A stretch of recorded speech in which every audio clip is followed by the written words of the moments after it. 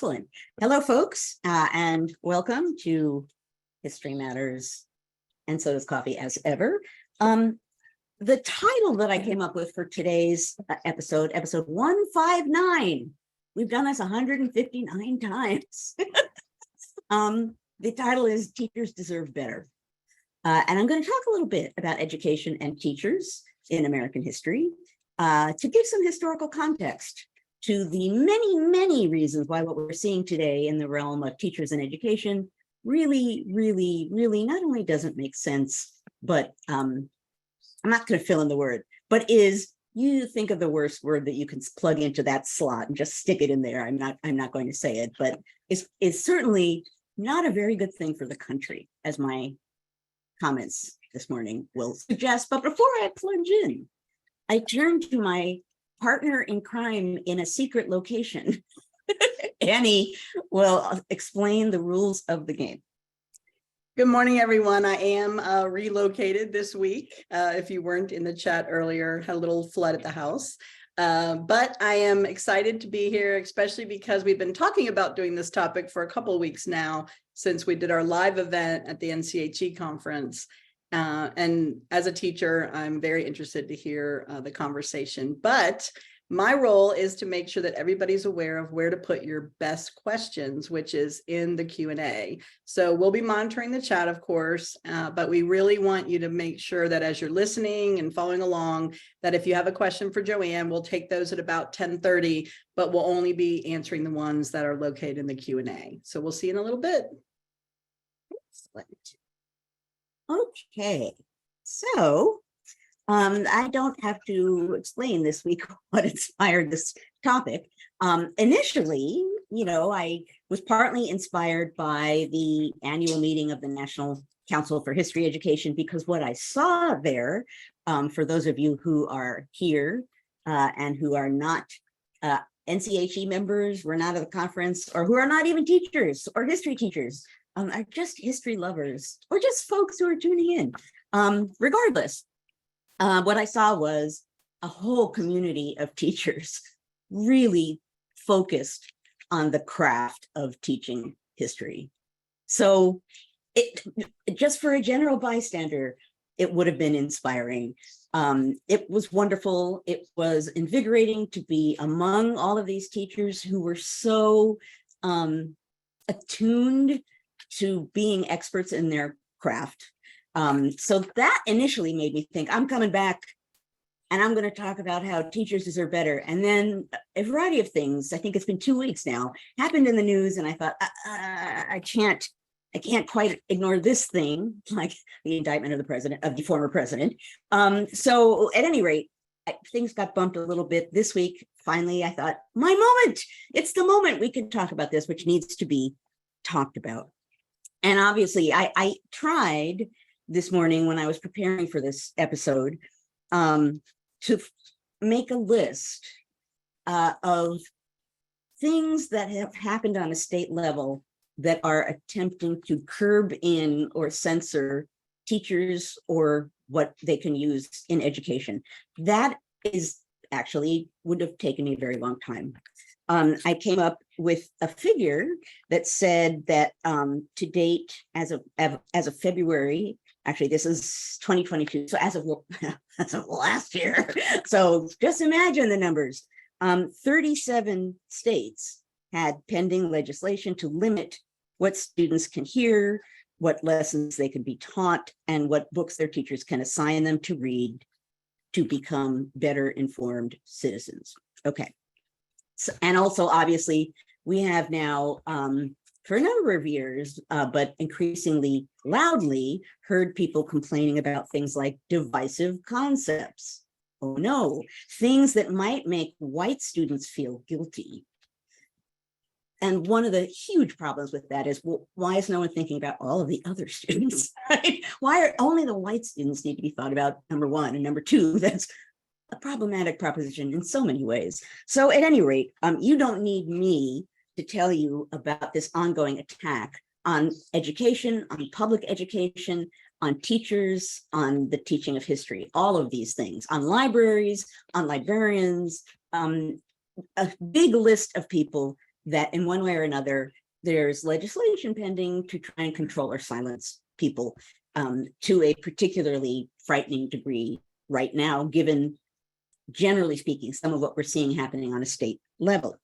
Now, obviously, education generally and teaching generally, they are a kind of fundamental part of what we now would think of, and I'm saying that because I'm going to jump back to the founding generation momentarily, what we now would think of as democracy, civic education.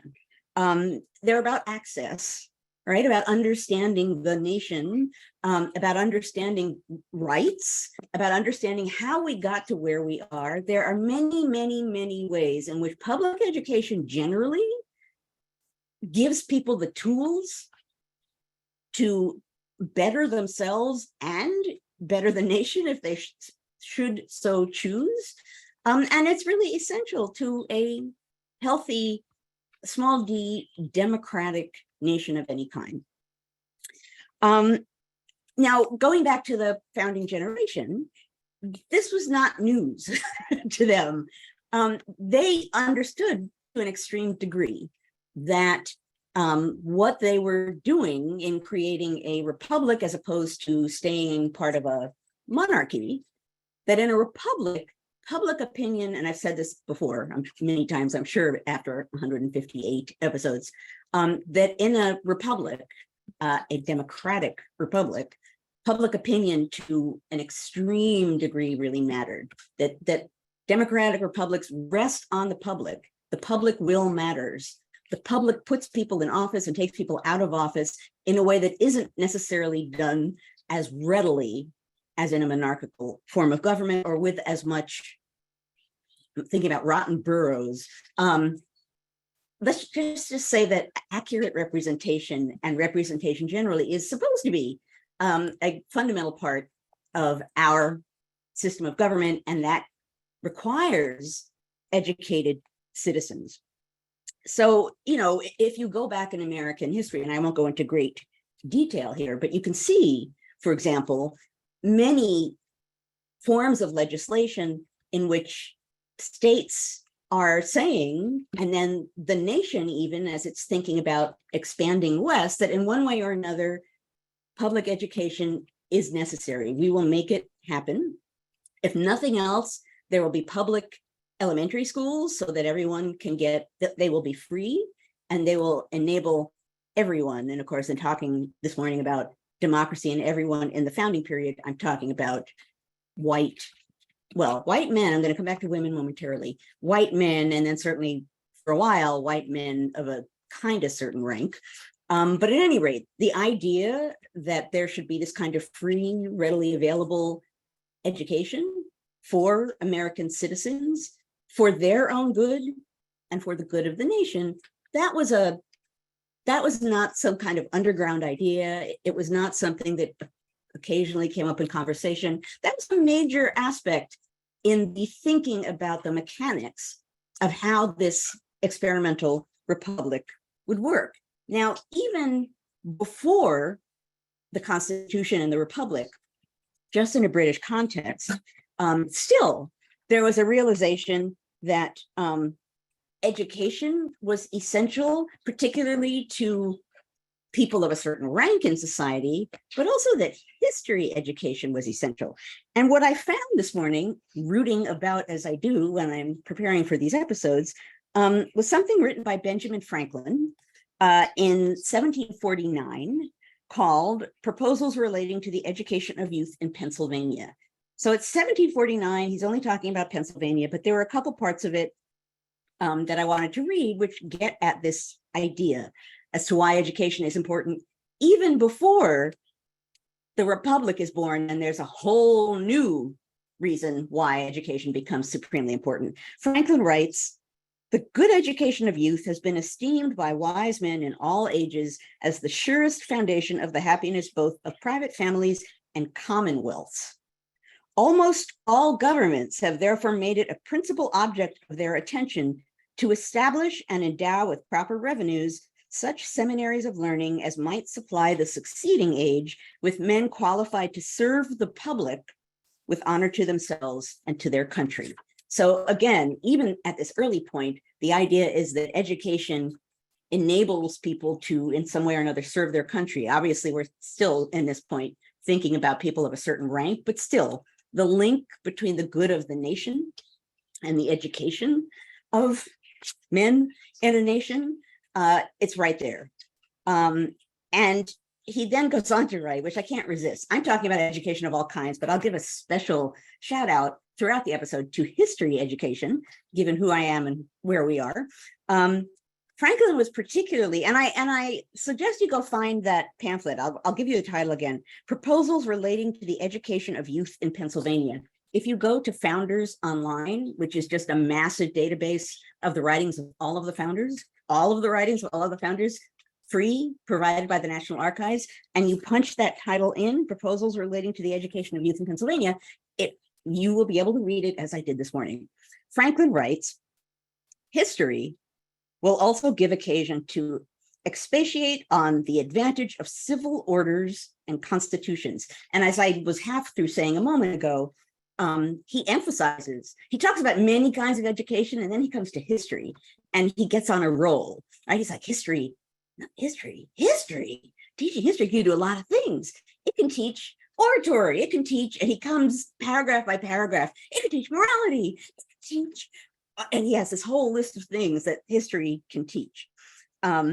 History will give occasions to expatiate on the advantage of civil orders and constitutions, how men and their properties are protected by joining in societies and establishing governments, their industry encouraged and rewarded, arts invented and life made more comfortable, the advantages of liberty, mischiefs of licentiousness, benefits arising from good laws and a due execution of justice, etc.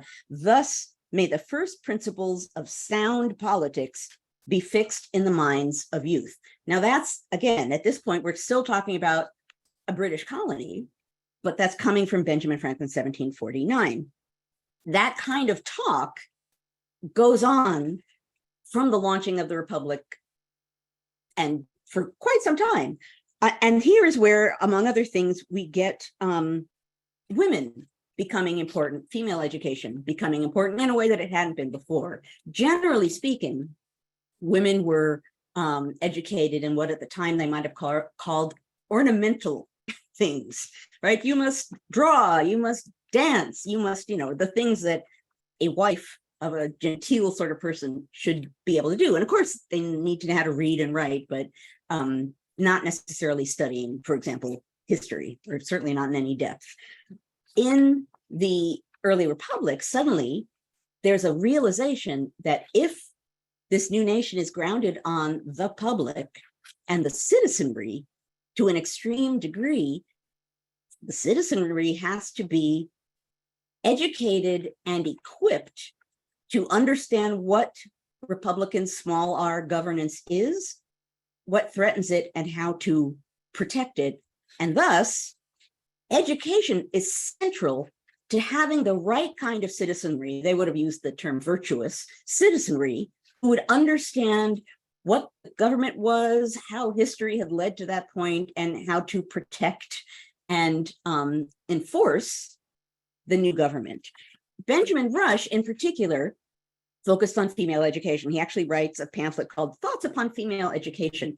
There came to be an assumption on the part of at least some that in this context of what I just described, female education is really important because, let me get to it here. There's a wonderful quote.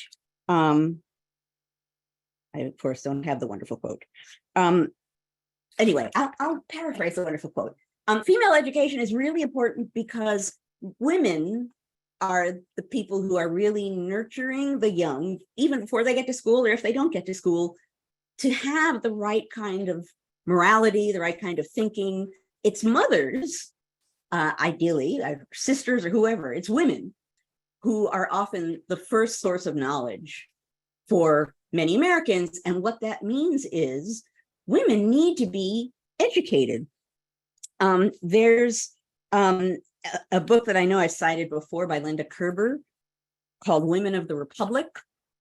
She's the woman who came up with the term Republican motherhood, which grabbed onto people, and then it took off running, and it went everywhere, Republican motherhood, until people started saying, wait, is that the right term? Maybe something different.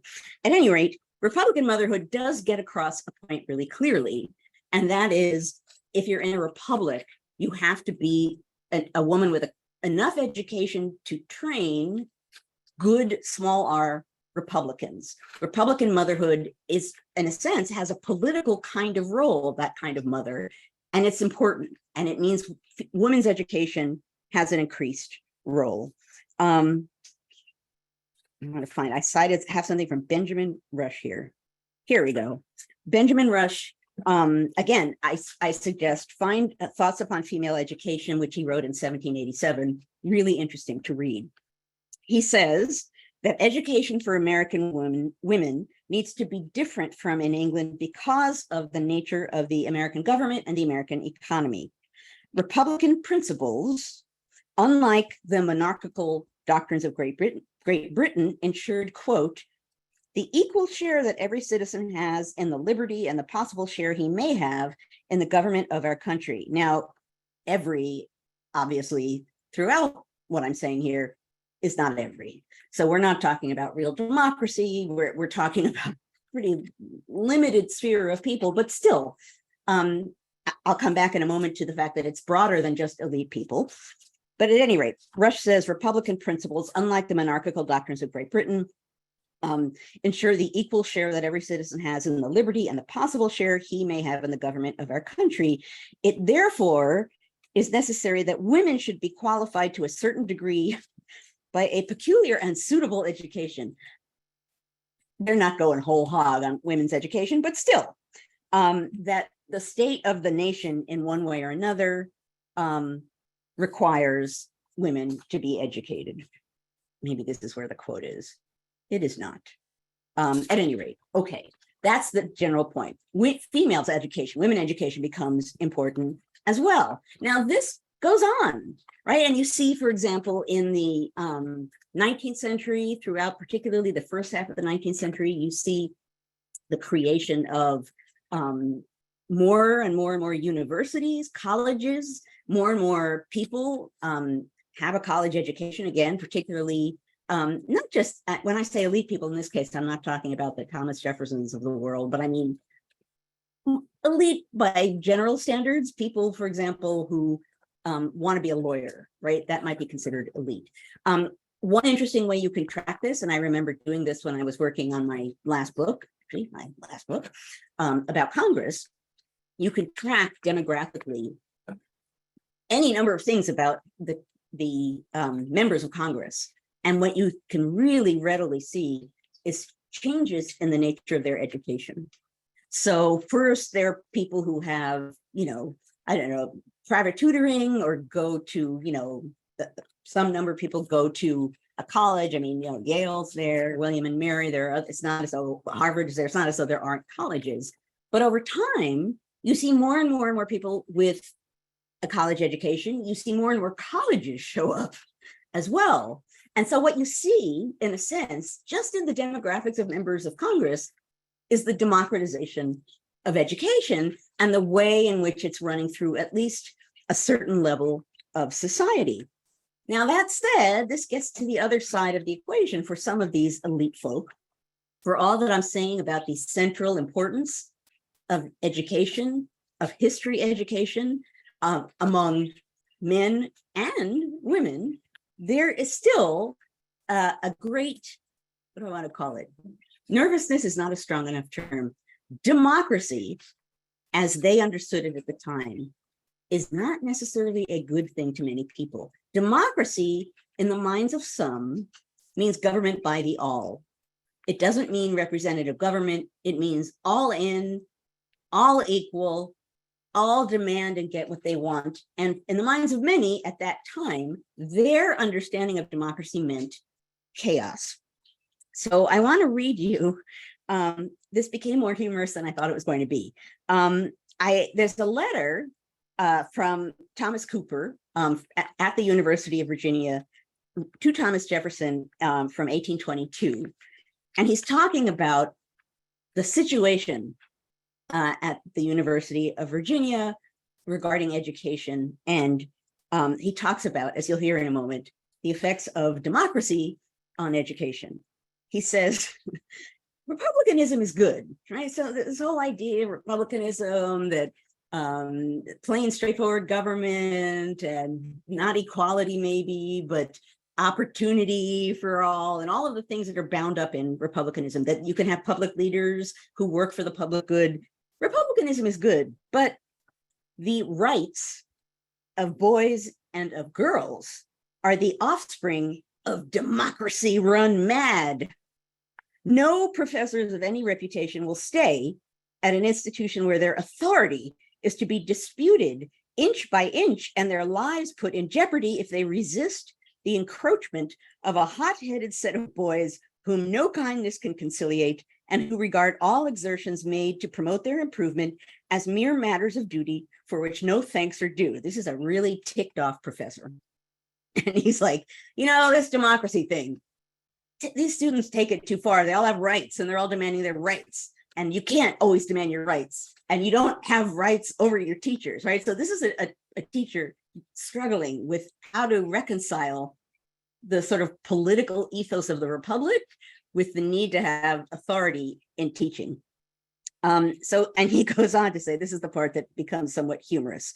Some of the very young men to whom last season I gave a daily lecture more than I was bound to give, so extra teaching, who were incited and tempted to attend that lecture as an extra duty, extra credit if you come to the extra lecture, to whom I continued to give instruction to the last day of their remaining in college, I taught beyond and above what I needed to do. Those very young men stole my horse out of the stable, shaved its tail and mane, and rode it about in the night till it was nearly exhausted. I found them out and forgave them, but it produced no amelioration in some of their accomplices who remained and are now suspended. Now, there are many stories of UVA students behaving like that. Just young men in the South, young Southern men being a little wild and crazy. And I think I've mentioned before, at one point, there was a meeting of sort of trustees and sorts called to talk to the student body to get them to behave. And it included Jefferson and Madison and Monroe, right? So imagine you're a student and you're called before, and the faculty, you're called before to a address of some sort. And there are, 3 ex-presidents, right? Jefferson, Madison, Monroe, and they're pleading with the students to behave. And according to the anecdote of this, and I haven't looked it up, but the way it is told at somewhere in Virginia, which is where I learned it, Jefferson began to cry because, of course, the University of Virginia was the love of his retirement, something he felt absolutely dedicated to. He focused a lot on the importance of educating the citizenry. And when he finally got to create or assist in the creation, push through the University of Virginia, this is what he gets. So, if you make Thomas Jefferson cry, you might think that would have an impact. I have no idea what the immediate impact on that was. Now, one last point, and then I want to bop my way to the modern era. What's interesting is, as I suggested at the outset, and as I've been saying throughout, that we're not just talking about very elite men. There was a letter that Thomas Jefferson received again in 1824 from a man named John Cartwright. And he sends along, I'm assuming like a pamphlet, and he says to Jefferson, it's intended as a manual for teaching plain men the true and simple theory of government, and ultimately the establishment of unchangeable constitutions. So he's sending along something that he thinks plain men, right? Average white men can read, can be used in their education so that they will understand the true and simple theory of government and the establishment of constitutions as something that lasts, that isn't just a mere form of legislation. That in and of itself is really interesting. And throw in here, which has nothing to do with the topic at hand, but was fascinating to me. So it's a topic for another day. But in that same letter, apparently, so Cartwright sends this to Jefferson. Jefferson reads it and responds. This is Cartwright writing back. And he notes that Jefferson talked about, quote, the strange dogma that Christianity is parcel of the law of England. Christianity is not part of the law of England, apparently Jefferson said to Cartwright. I mean, the law of England came about long after, I think he says here, more than 1,000 years after the birth of constitutions, right? Christianity is not part of the law of England, which was just interesting to come across. It's not a quote I had seen before. At any rate, I'm finding my way towards the end because I want to have time for questions. Obviously, for all of the reasons that I've noted here, from the beginning and ever on, although there have been any number of attacks on education generally, on what's allowed to be used in education generally, on public education, in part because those things are empowering, because those things spread knowledge, and not everyone wants all knowledge to be spread. It's always been under attack, and it's always been recognized as vitally, vitally important. We are obviously in a moment of attack. And I do not assume, and certainly do not expect, folks out there in the world to understand not just, oh, schools are important and teachers are important and isn't that nice? The fundamental way in which our form of government relies on it. That's part of why I'm addressing this today, because that's a fact. If you're attacking public education, and if you're attacking education generally, and if you're reining in what is allowed to be taught, in one way or another, you are grabbing at the foundations of American governance. And that's just a fact. And that's part of why it's happening. So two quotes that I want to make here that have something to do with our current time. I don't need, normally at the end of our sessions here, I bring us back to the present and I say, so now how do we relate what I just said to the present? I don't have to do that with this topic. It's really clear why education and history education are vitally important. So two quotes. One is just a statement of fact, nicely concise, by an education historian named James Anderson, who says, quote, people are more patriotic when they understand the society in which they live and are committed to making it a better society. How about that? People are more patriotic when they understand the society in which they live and are committed to making it a better society. And I want to close with a little tiny bit of a poem. I don't know, other than the Ode to the National Bank, if I've ever cited a poem here, by Maya Angelou, showed in 1993, called On the Pulse of Morning.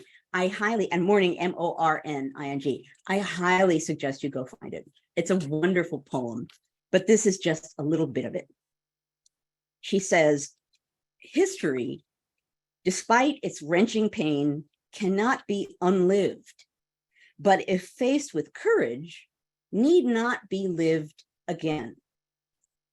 The horizon leans forward, offering you space to place new steps of change.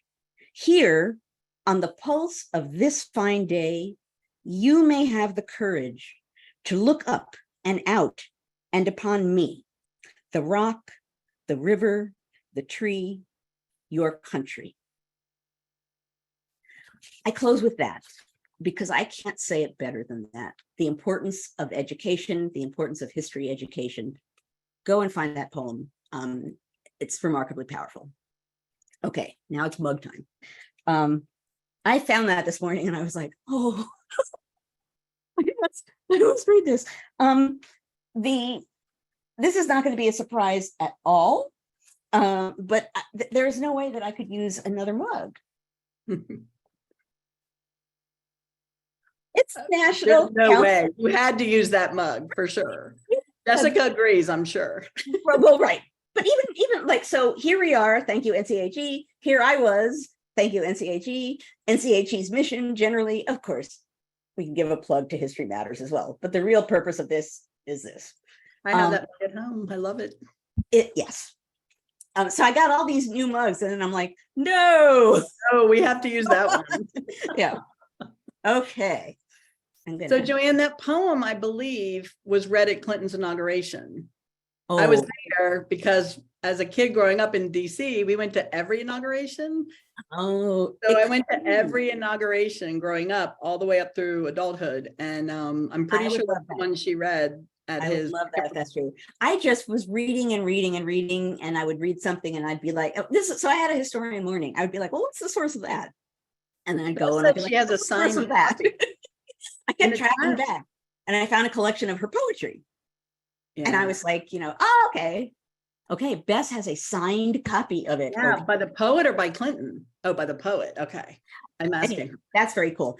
Wow. Anyway, I had never sat and read the entire thing in the way that I did this morning. And if you haven't read it or haven't heard it, it's beautiful. Okay. Yeah. All right. So let's check out the Q&A. Folks, remember to add questions in the Q&A. Okay, the first question comes from Dave. He says, how do kindergarten through, say, second or third grade teachers teach history, given it's a complex subject matter? It seems like K-3 students are taught a comfortable history, but at some point it needs to be uncomfortable. How much complexity and uncomfortableness can be taught for kindergarten through third graders? And you're talking back in time. You guys can tell me about. Yeah, I would say, do we have any primary teachers in the chat today? I can speak generally about this. Yeah, I can too, but I always taught middle and on up, but I worked with K-12. So I will say that in the period that I'm talking about this morning, they were using sometimes very traditional and sometimes about ancient Greece and Rome textbooks to teach about history, or sort of classic works of history written by someone British. I can't remember now which, it might have been a history by David Hume that Jefferson wanted used, History of England by David Hume, that Jefferson wanted used at the University of Virginia, but he thought it didn't have the right history, which I think meant it was a little too British. And so he wanted it corrected before it was going to be used, which I kind of love because that's right in the everything else. I think as ever, young kids earlier were learning, things they needed to know, like reading and writing and all of those things. I don't know for a fact when history education as a thing beams in, but I certainly can say that for this relatively elite population that I've been talking about this morning, it was part of what they learned. I mean, I certainly have mentioned before Plutarch's Lives of the great Greeks and Romans, which marches its way through these, great generals and statesmen, ancient Greece and Rome, and how that was like essentially a school book for young elite men. They all read it. And it was like a model. They were supposed to read it. They were also supposed to understand the history behind it, but equally important, the men, definitely men, that they were reading about were meant to be models, right? And those lives taught, like, the great things you can do. And the greatest thing you can do is to be a statesman, to serve your country, right? Never mind that. What about founding a country? But that wasn't assumed to be a thing that you could do. But there were lessons.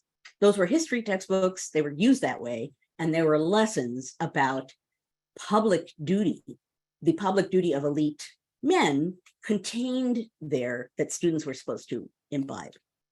Yeah, Marissa and a couple of others are chiming in who are teaching in that grade band. But then there's others chiming in the chat. They're like, whoa, I never thought about that. My grandkids, like, what are they studying? Jessica was going to say something in a minute, but I was just going to say, from what I'm gathering from the chat and my own experience, typically with the little kids, we start with local, like you start with my community and what is a community and who are the people that make up a community. And then you kind of, the trajectory in most states tends to be my community, my state, my country, my world, right? K, 1, 2, 3. Jessica, feel free to chime in here because I know you had something you were. I see Dale is kind of coming in on that front too.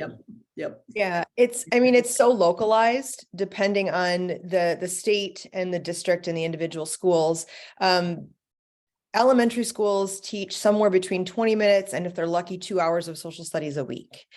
And so it certainly depends on what the priorities are, but because of the standardized tests, social studies has been pushed out.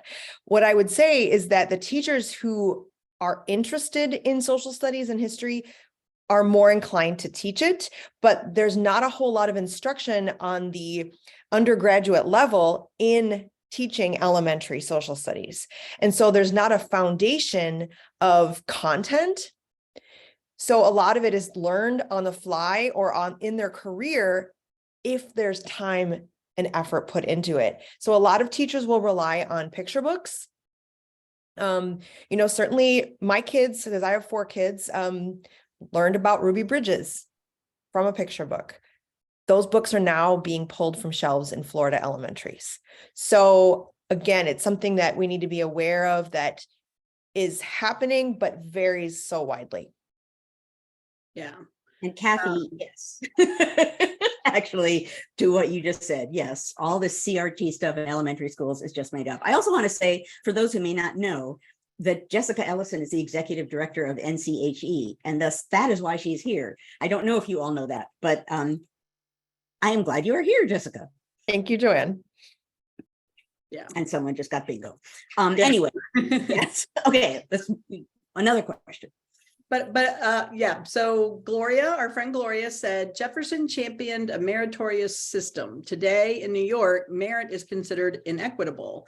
They are trying to eliminate the social studies regents because students fail it. They eliminate the standards to make education equal. How do you reconcile merit and democracy? Well, it's interesting. Jefferson on education, that's just interesting. One of the things that he says, I didn't look it up this morning, so this is just from memory, but he's talking about schooling and how schooling should work. I think he's just specifically talking about Virginia, which mostly is what he's talking about with education. And he describes, of course, he's interested in, the later point, the sort of elite point, but he talks about how, and I might be getting the details wrong here, like every man, white man, should have like 3 years of schooling at least. And then we can, quote, rake through the rubbish and find people who deserve to have a higher education. Raking the rubbish was a Jeffersonian phrase, which kind of tells you a lot about the time period and Jefferson. But the idea there is that maybe democratic republicanism, right? That it shouldn't just be open to the elite, that there should be a wider range of people who are educated, but some of that wider range of people are going to rise because of whatever merit is seen in them. So, I think, maybe the topic for another day, it would require a slightly different research, but the link between democracy and education very specifically would be an interesting thing to talk about. But certainly, I don't think that what Gloria just said, she said democracy and merit. I don't think those things have to be mutually exclusive, but I think you have to think about both of them in conceptualizing a system of education. So, Jefferson is thinking, at least in a Jeffersonian 18th century sense, of both of those things when he says the best people can rise up and get educated and that'll be great for them. And, won't life be good and we'll be giving more people an education. Merit, democracy, limited. I don't think they have to be mutually exclusive, I guess, is part of what I'm saying. Yeah. We have no more questions. This is, oh, wait, 2 just popped up. I was like, how is that possible? Okay, literally 2 just popped up. Okay, this is from Miranda. She says, have you read the kids' book series, Ordinary People Do Extraordinary Things by Brad Meltzer? My 7-year-old just read about Rosa Parks at school and loved it. So there's a lot of chat in the chat about picture books in general. I do think that is a way that a lot of primary teachers, they kind of suck it in through the language arts experience, but they try and use picture books from history, at least like Jessica said, the ones that like history, those teachers tend to, put those kind of books in there. But do you have any thoughts on how that might play out, like you doing it through literature? I mean, I think across education, literature is amazing in teaching history, right? And I think somewhere in what I was reading this morning, there's someone at a strikingly early point who acknowledges the fact that all kinds of literature have lessons in them, historical lessons in them, of course, moral lessons in them. But I think sometimes, or certainly my experience in, I would say high school and certainly college, was that literature, you can teach literature as literature and yet highlight the fact that it is making history, even just in the writing of what you're reading, come alive in a way. So that literature in many ways is history, depending on how you read it and how you teach it. My senior essay in college, I was an English major. I was not a history major. I took no American history in college because I didn't want anyone to take it away from me. I loved it too much. And if someone taught me the right way to do it, I might not like it anymore. But I did write a senior essay as an English major. And what I did was I tracked the myth of Narcissus, ancient, classic. I wanted to trace it through all of English literature because I was a bit ambitious. I traced it through a big bunch of English literature, but what I was doing was using how the myth was used to show something about the time period. Now, in this period, they use it this way, and that shows. So I was basically writing about history with a myth.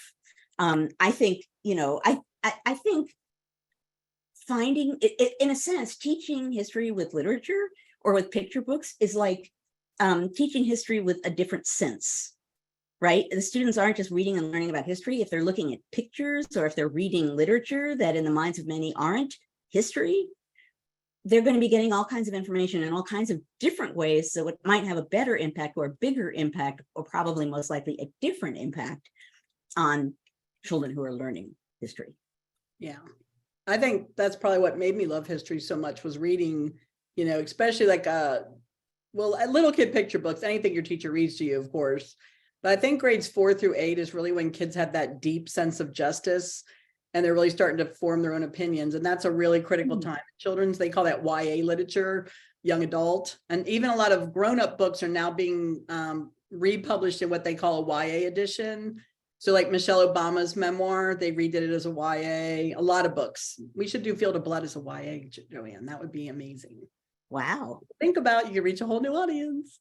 You have a lot of people would buy it in the chat, I can tell you that. Okay, Bobby asks, teachers are in such demand, how do we make this important job more appealing? She's addressing the teacher shortage, which is huge. Yeah. And I don't have the answer to that because, we're at a moment where, excuse me, the profession is under attack. And so how do you make it more appealing if it's obviously visibly under attack in a variety of different ways and being cut back and resources being cut back in all kinds of ways, right? How do you make it appealing? I do not have the answer to that at all. And I don't think, when did someone say this to me? At some point in the past, a group of professors said that while some of them felt as though what they did as scholars, as teachers and as scholars was a kind of mission, the teachers shouldn't be expected to be motivated by the fact that I am on a mission, because if you're on a mission, you're not going to demand things. You're not going to think about your salary. You're going to be really focused on, oh, this is what I must do. And that's not enough to sustain someone, right? You can feel a sense of mission. In many ways, I have a sense of mission for what I do, but I'm not driven by the fact that I will do whatever has to happen just for the mission. I also expect, and I think it's better for American society if teachers are respected for what they do, and what they do is valued. And the reason why it's valued is clear. So I thought that was a really interesting point. My grandmother, my father's mother, was a reading teacher.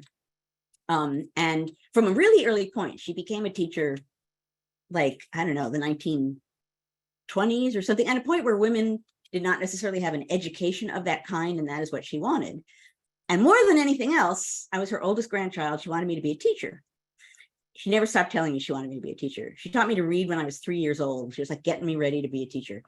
And I just never picked up on it. But the reason I never picked up on it was I thought to be a teacher, you had to have a sense of mission, like a nun.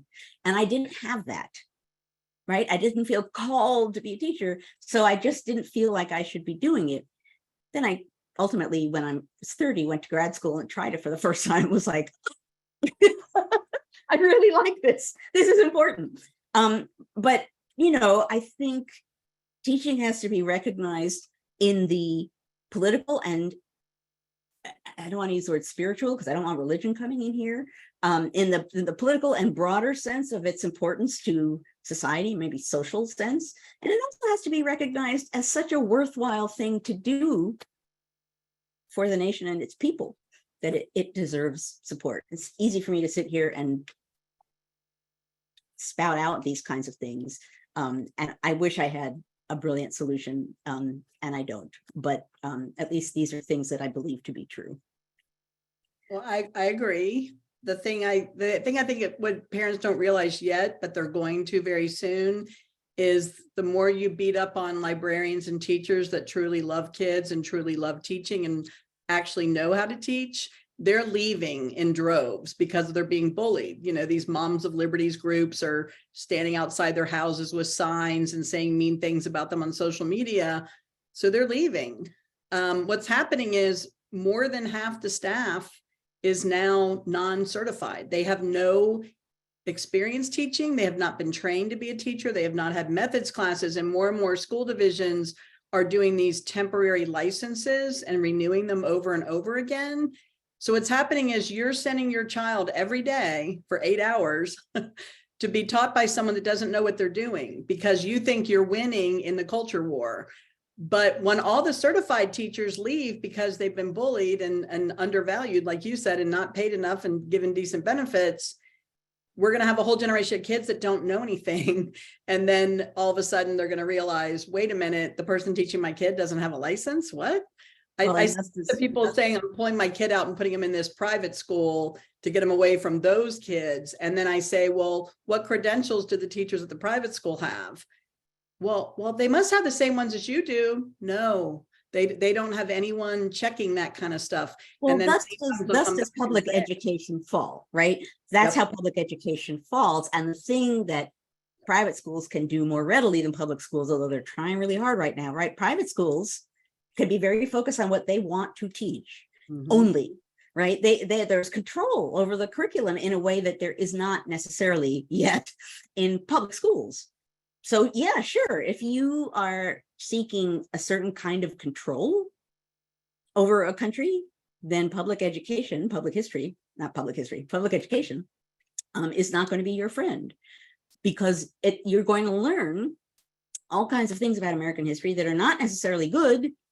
You're not learning them, and I don't need to say this to this audience, but I'm going to say it anyway. You're not learning them so that you can learn how horrible America is, which is the ridiculous thing that floats around out there, right? You people on the left, you want to teach people that America's horrible.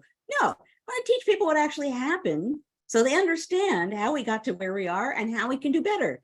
As I suggested before, and if you follow me on Twitter, it's posted right up there at the start. That's the most patriotic thing you can do. Understand the nation, look at all its ugliness, and then figure out ways to do things better. I will now get off my soapbox. Yeah. I do want to point out that earlier, Jessica noted that she wrote an article in 2021 for Social Studies in the Young Learner with a first grade teacher about teaching history and civic education to young people. So if people didn't notice that, I'm hearkening back to that she posted at 10:41 in case you had to reel back to find it. No, that's good because it was going by so fast. I didn't see that.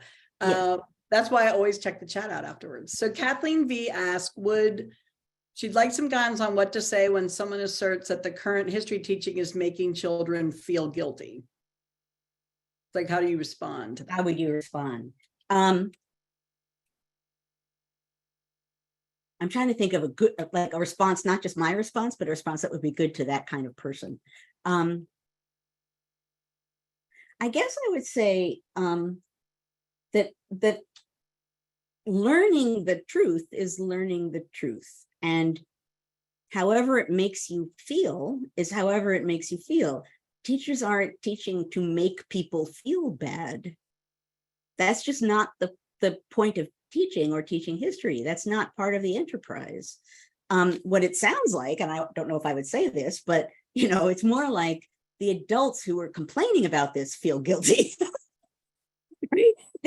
Because they are not wanting to address any of the issues that would be addressed with these kinds of things. So I don't have a clever answer to that, but some history is unpleasant. It just is. And if you don't include it, if you don't want to talk about slavery because it'll make white children feel guilty, you're just hiding the truth and making it so that at some future point, when that student or an adult does learn about the full truth, they're not going to feel guilty. They're going to feel angry, right? Of what they were deprived of knowing. You can't erase history in its entirety. You can try, and people are trying. You can try to whitewash it, and we've seen it, again, for many, many, many, many moons. But the fact of the matter is, it's there. It happened. There are receipts, and sooner or later, it's going to be back. So you can frantically tap dance around and try and whitewash things so that there's only a pretty, lovely, smiley picture of the United States available to people, and then just delay a little while until they discover the actual truth of the matter, which is that things are complex, nations are complex, history is complex, things don't always get better, sometimes they get worse, and you have to be prepared for that. So anyway, that's fundamentally, I think, one of the things I think about whitewashing history, and this is obvious, but I'll say it anyway. It's an act of desperation with no thought about the fact that it can't ultimately possibly work. It will not be permanent. So it might affect the present, and in that way, give people power who might affect the future. But even so, history happened. It did. And there will always be people who want to step forward and address that. And they're not stepping forward to address it, to say, shame on all of you people. They're stepping forward to say, this is how we operated in the past. It was unfair. It kept people out who should be included. We're better at including them now, but we're definitely not great. So let's do better. That's not guilt. It's reality and trying to make the nation a better place. This is all obvious stuff. I realize that once again, I've jumped on my soapbox. I get very angry about this stuff, but I will stop. I will take Joanne off the soapbox. I get riled up. Yeah. And also, I Carolyn, like that phrase, Annie, historical empathy. I like that idea. yeah, but I can't type, so I'm trying to correct my typos. Oh, that's okay. Yeah, I mean, that's how you teach kids historical empathy. And there's a difference between that and purposely making them feel bad. I don't feel like any child I ever taught that went home and said, Miss Evans made me feel really bad today. I think that they probably went home a lot and said, Mom, Dad, did you know? And then proceeded to tell them what we talked about. And a lot of parents went, no, I didn't, because they weren't taught that. I had some parents challenge it. And then when I showed them the sources and the evidence, they were like, wow, no one ever taught it to me that way. You have to remember, this was Richmond, Virginia, the heart of the Confederacy. So in the 80s and 90s. Right, but evidence. But one of the things that gets me about this is, okay, what about the Black kid in the classroom who feels bad because they're not included? Exactly. I And I brought that up. I showed them the textbook. Like, the only images in this textbook are that Black children see themselves in. They're either a slave, or there's two pictures and they're giving up a seat on the bus, or refusing to give up a seat on the bus, or giving an I have a dream speech. And that's it. You never see them again after 1960s. That's not acceptable. So, yeah. Okay, Jen asked, how can universities help public education by publicly commenting on what students should know, what skills and history and otherwise are necessary to succeed in college, since secondary teachers are trying to hold the line and being drowned out by standardized testing and the need to make their grades look good so kids can get into the right colleges. and don't necessarily represent what they know and can actually do. Can colleges support secondary teachers trying to hold that line? Well, so that's an interesting question that's complicated, partly because many universities of a certain kind, like Yale, do not see public-minded history as their mission. And so in general, like Yale has some ways in which they foster learning about that. But I think last year I co-taught a course about public history in the history department. I don't know if that's ever happened before, right? we were talking about how you present history. So part of the problem here is that public-minded history is just not part of the enterprise of these, like, certain kinds of colleges, certainly Ivy League-ish colleges. But Yale does have a teaching track within it. So I don't know if for example, Andrew Swan, I don't know if he's here. I know he's very much in the Civics, yeah. and also in the, was it Monday night? The SS Chat, yeah. SS Chat, right. So he was a former student of mine. And he was learning, while he was learning history, he was learning about teaching as well. And I remember, first of all, how happy that made me, right? It's like, yay, Andrew. But that was happening while he was an undergraduate at Yale. So, but I think this is a bigger question. This has to do with not just the Yales and Harvards of the world, but with universities that are more open to what can be taught and how it can be taught. Now, of course, in part that makes me think, oh, public, state universities, public universities, which are now under attack. But I do think in one way or another, universities need to understand that teaching students and teaching the public are part of the same enterprise. And that if you think you're only training students to become professors, in today's world, that's a problem, because that's not a base that's growing, that's a base that's shrinking. So why are schools not necessarily more aggressively training students, educating students? Yes, maybe to be historians and professors, maybe to teach in another realm. It's a big question, and I don't have the answers to that, but for a long time there has been a real, and still is, stigma on public education, that if you're an educator, and not educator, I'm going to take that out, a professor of quality, you're focused on scholarship and not the broader public. That's wrong. I think people need to focus on scholarship. I do that in part of my life, but I have another part of my life, and that part is invisible apparently. And I think that that's just the most wrong-headed thing. It makes me bonkers, not because of me, but because it represents such a short-sighted way and such an old way, right, at looking at how people teach, the different ways in which people teach. Okay, different soapbox, off the soapbox. Well, and what you said, I mean, so the work I do with Dr. Ayers at New American History, that's the whole reason he started that, right? What you guys did on Backstory, whether you realized it or not, you were doing a huge service even back then for teachers, because a lot of times I would send those backstory snippets back to parents that were pushing back on what I was teaching. I was like, it's not just me that thinks this. Like, listen to this episode, the episode you guys did on Charlottesville after what happened to us here in Charlottesville. I've told Ed so many times, you guys have no idea how much that meant to us as teachers and as a community. Wow. The one you did, like, I think you did a special episode, a couple of days. It wasn't even a Friday. You did one in the middle of the week. Right. And you did one on the first anniversary. And I've used both of those countless times and shared those with people when they bring up this whole, it wasn't an insurrection on January 6th, or it wasn't, they were just exercising their First Amendment rights in Charlottesville. There were good people on both sides. I send them those two backstory episodes and say, let's talk after you listen to this. Wow, that makes me happy in all kinds of ways. Those were powerful episodes to do, but I had no idea about their afterlife. So that makes me. They meant a lot to us, and not just people in Charlottesville. I think they meant a lot to a lot of people, more than you guys probably know. I do want to. I want to know. I know we're at time, but I do want to say one thing in response to something that Carolee posted. No, I lost it now. Was it Carolee? The Many Brains of Joanna Freeman.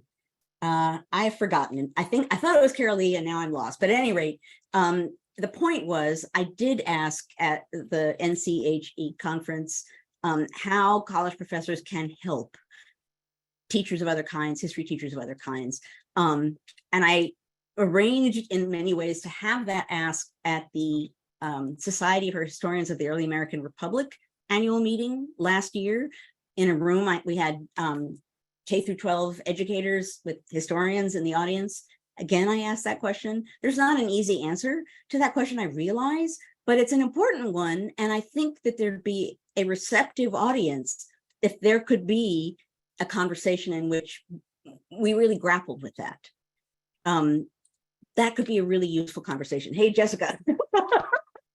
But it could be, if we found a way to have a real constructive conversation in which educators of many different kinds talk about how they can help each other.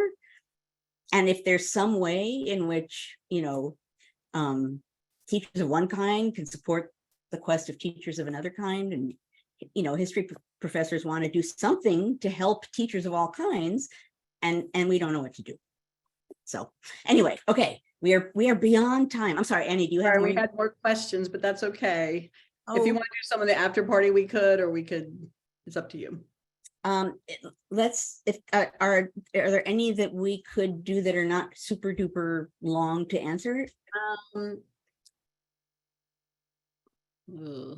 No. Oh, okay.